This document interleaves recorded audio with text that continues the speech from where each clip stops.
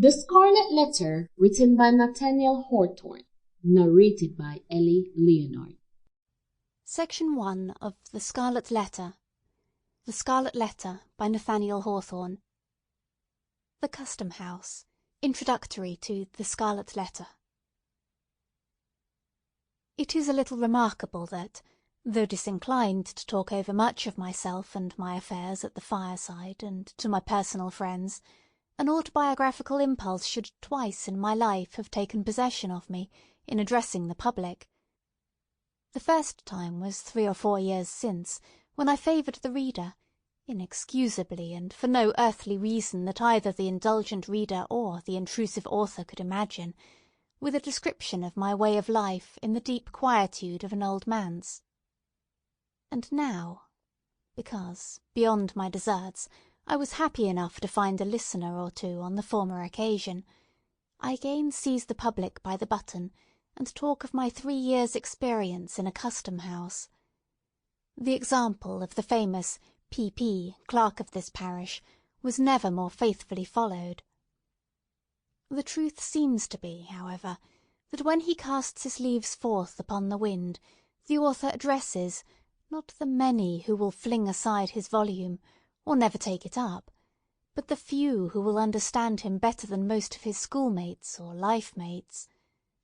Some authors, indeed, do far more than this, and indulge themselves in such confidential depths of revelation as could fittingly be addressed only and exclusively to the one heart and mind of perfect sympathy, as if the printed book, thrown at large on the wide world, was certain to find out the divided segment of the writer's own nature, and complete his circle of existence by bringing him into communion with it.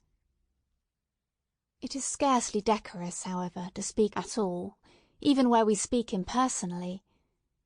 But, as thoughts are frozen and utterance benumbed, unless the speaker stand in some true relation with his audience, it may be pardonable to imagine that a friend, a kind and apprehensive, though not the closest friend, is listening to our talk, and then, a native reserve being thawed by this genial consciousness, we may prate of the circumstances that lie around us, and even of ourself, but still keep the inmost me behind its veil.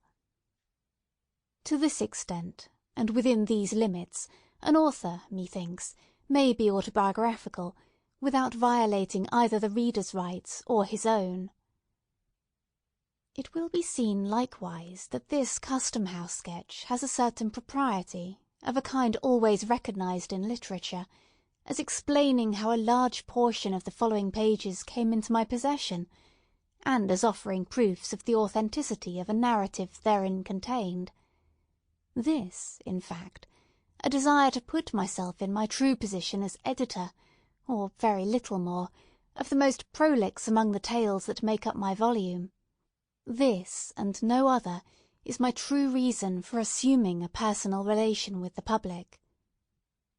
In accomplishing the main purpose, it has appeared allowable, by a few extra touches, to give a faint representation of a mode of life not heretofore described, together with some of the characters that move in it, among whom the author happened to make one.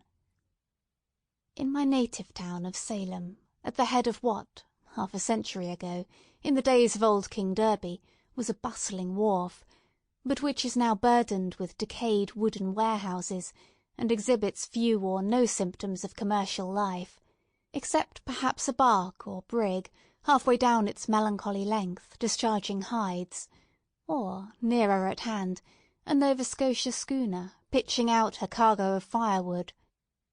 At the head, I say, of this dilapidated wharf, which the tide often overflows, and along which, at the base and in the rear of the row of buildings, the track of many languid years is seen in a border of unthrifty grass. Here, with a view from its front windows adown this not very enlivening prospect, and thence across the harbour, stands a spacious edifice of brick. From the loftiest point of its roof, during precisely 3½ hours of each forenoon, floats, or droops, in breeze or calm, the banner of the Republic, but with the 13 Sample complete. Ready to continue?